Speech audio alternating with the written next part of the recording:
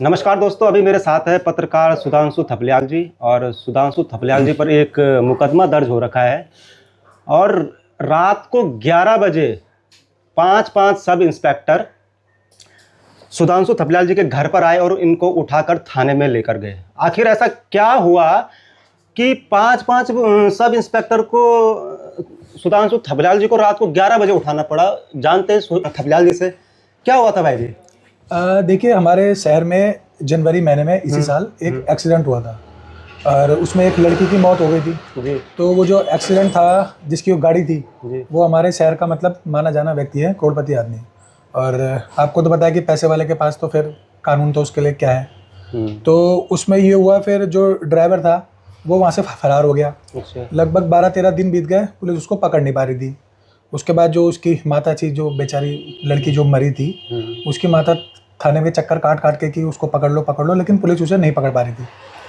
उसके बाद वो कई पत्रकारों पे भी गई होगी, फिर उसको किसी ने बताया कि ये एक पत्रकार है जो आपकी मदद करता है। तो मेरा मतलब हमेशा ये रहता है कि मैं कुछ लिखूँ तो किसी का हेल्प हो जाए, तो उसको किसी ने बताया मेरे बारे में। फिर उसका मुझे फ़ोन आया कि 12-13 दिन बीत गए हैं, पुलिस पकड़ नहीं रही है। तो उस संदर्भ में मैंने एक फेसबुक पोस्ट किया था जी। और उस पोस्ट को मतलब लगा लो, पुलिस इतनी नाखुश हुई उस पोस्ट से कि मतलब पुलिस ने उस आरोपी को तो पकड़ा नहीं, लेकिन जिस दिन मैंने पोस्ट डाला उसी दिन पुलिस पहुंच गई लगभग 10:30 बजे के आसपास मेरे घर में। 7 पुलिसकर्मी थे, 5 एसआई थे और 2 उसमें सिपाही थे। तो वो आए, मेरा घर का दरवाज़ा खटखटाने लग गए। तो मैं फ़ोन पे था लगा हुआ किसी के साथ वीडियो कॉल पे। उसके बाद आया मुझे एएसपी साहब का फ़ोन। एएसपी है हमारा गुरुद्वार चंद्रमोहन, उसका मुझे फ़ोन आया। उसने कहा कि यार तुमने वो पोस्ट लिखी है, उससे पुलिस की बदनामी हो रही है। तो मैंने कहा सर, उस पोस्ट पे पुलिस का जिक्र ही नहीं है। तो उसने कहा कि कमेंट जो आ रहे हैं उसके ब्याह पे लोग मतलब पुलिस को बदनाम कर रहे हैं। तो मैंने कहा जो कमेंट आ रहे हैं सर आप उनको बोलिए। तो ऐसा करके फिर उसने फ़ोन काट दिया। फिर मैं बाहर गया, मैंने देखा कि गेट खटखटा रहे थे लोग। तो फिर मैंने उसको फिर फ़ोन किया एएसपी को। मैंने कहा सर पुलिस आ रखी है। तो उसने कहा कि हाँ कोतवाल साहब आपसे मिलना चाह रहे होंगे, हुआ हो। तो मैं जैसे बाहर निकला तो वो देखा तो क्या 7 पुलिसकर्मी थे। वो मुझे वहाँ से पकड़ के ले गए थाने में। जब उन्होंने मुझे गाड़ी में बिठाया, मेरा फ़ोन छीन लिया। अच्छा, फ़ोन छीन लिया, फ़ोन की कहानी मैं बताता हूँ कि मुझे लगता है कि मैं अपने शहर का एक ऐसा पत्रकार हूँ जो नशे और शराब के लिए लिखता है। और हमारे जो पूर्व डीजीपी साहब हैं वो कह चुके हैं कि बिना पुलिस की मिली भगत के नशा नहीं पनप सकता। तो यही था कि जो पुलिस मेरी चल रही थी एंटी, तो पुलिस ने मुझे उठा लिया और मेरा फ़ोन भी जब्त कर लिया जो आज तक जमा है। चलो इस मामले में तो मैं अपराधी था तो जमा कर लिया। एक मामले में मैं अगस्त में मैंने शिकायत करी थी कि कोई मुझे जान से मारने की धमकी दे रहा है, उसमें भी आज तक पुलिस ने मेरा फ़ोन नहीं दिया है। तो जैसे कि मैंने आपको बताया कि शराब और सट्टे के खिलाफ मैं लिखता था ही, तो जिसकी रोजी रोटी पे लात पड़ रही होगी वो, तो ऐसा तो होना ही था। फिर पुलिस मुझे ले गई थाने। उन्होंने कहा कि हाँ भाई बता, हमने कहा लिए पैसे वैसे। तो मैंने कहा मैंने पुलिस का तो जिक्र ही नहीं किया है। तो वो पोस्ट कुछ ऐसी थी, आपको पोस्ट बता देता हूँ। उस पर लिखा था मैंने कुछ, सिद्धबली रोड पर हुई स्कूटी सवार युवती की मौत में अभी तक किसी को नहीं जेल जाने के, अभी तक जेल नहीं होने के आरोप, परिजन कर रहे हैं न्याय की मांग, #पैसा समझौता। ऐसी कुछ जो पोस्ट है, इसमें पूरा पोस्ट में पुलिस का जिक्र नहीं था। पुलिस ले आई, थाने ले आई, रात भर उन्होंने मुझे लॉकअप में रखा। पहले एक सिपाही आया, उसने मुझे साइन करवाए। तो उसमें जो कहानी लिखी थी वो कहना रियल थी नहीं, वो मैच करनी रही थी। मैंने कहा भाई ये वाले जो तुम कह रहे हो ये तो मैंने कहा ही नहीं। फिर वो सिपाही भागा, फिर वहाँ से 8-10 एसआई वगैरह और आए कमरे में। तो उन्होंने कहा कि आपको साइन इसमें करने ही पड़ेंगे। फिर जबरन उन्होंने डरा धमका के वो साइन करवा लिए, मुकदमा उन्होंने दर्ज करवा लिया उसमें। फिर उसमें उन्होंने ये लगा लीजिए, मुझे ना उन्होंने मेरे घर से बात करने दी, ना मुझे वकील से बात करने दिया।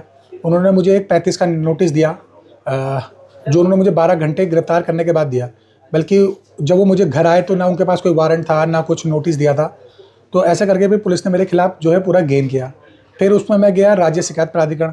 अब राज्य प्राधिकरण को वो यूँ कह रहे हैं कि बोले इसके घर में सिर्फ 4 लोग आए थे और इसने कबूला है कि हमने पैसे लिए हैं, बल्कि मैंने ऐसा कुछ नहीं कबूला था। तो पुलिस का मैं थोड़ा आपको एक आध चीज़ बताता हूँ कि पुलिस के लिए कोई मतलब किसी को मुकदमा दर्ज करना कोई बड़ी बात नहीं होती। अगर मुझे ही कोई अगर इंस्पेक्टर बना दे तो मैं अभी जो एसपी है उसको अगर हम पकड़ के अगर मुकदमा दर्ज कर दूँ, मुझे क्या करना है ज़्यादा उसको एक 8-10 पुलिस वाले जाके उसको पकड़ के एक कमरे में बंदी तो करना है। उसको बोलना भाई तुझे तभी छोड़ूंगा जब तू साइन करेगा। वो एसपी भी क्यों ना हो, अगर वर्दी पहनी है तो मैं एसपी के खिलाफ भी मुकदमा लिख सकता हूँ। ये पुलिस वालों की वो होती है पावर, डरा धमकाना ही तो है उनको। तो ऐसे करके उन्होंने फिर मुझे डरा धमका के मुकदमा दर्ज किया। हाई कोर्ट गया मैं, हाई कोर्ट में उन्होंने 3-4 बार काउंटर नहीं दिया। फिर जब काउंटर दिया तो फिर उन्होंने कहा कि हमने चार्जशीट दायर कर दी है, हाई कोर्ट में कहा उन्होंने। तो फिर हाई कोर्ट के जो जज थे उन्होंने कहा भाई चार्जशीट दायर हो गई है, अब आप चार्जशीट को रद्द करने के लिए डालो।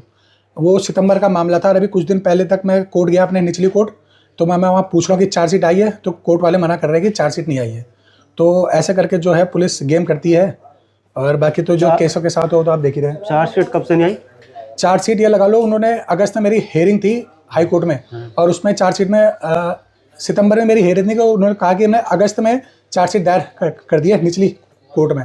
लेकिन निचली कोर्ट में अभी मतलब कुछ दिन पहले गया तो उन्होंने कहा कि नहीं करी है अभी तक, मतलब वहाँ नहीं आई है उनके पास कोर्ट द्वार में। और मोबाइल फ़ोन कितने जमा?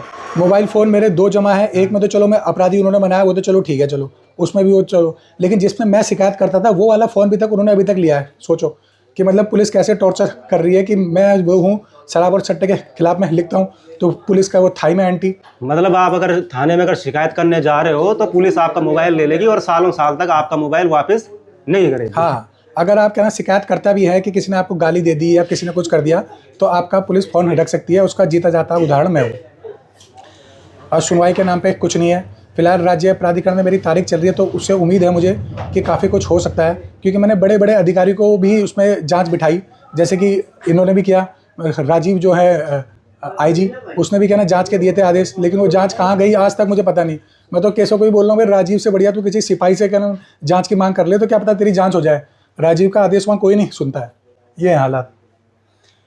तो चलो, ये थे उत्तराखंड पुलिस के हाल, जो मतलब शिकायतकर्ता का फ़ोन भी वापस नहीं कर रही। तो बहुत बहुत धन्यवाद।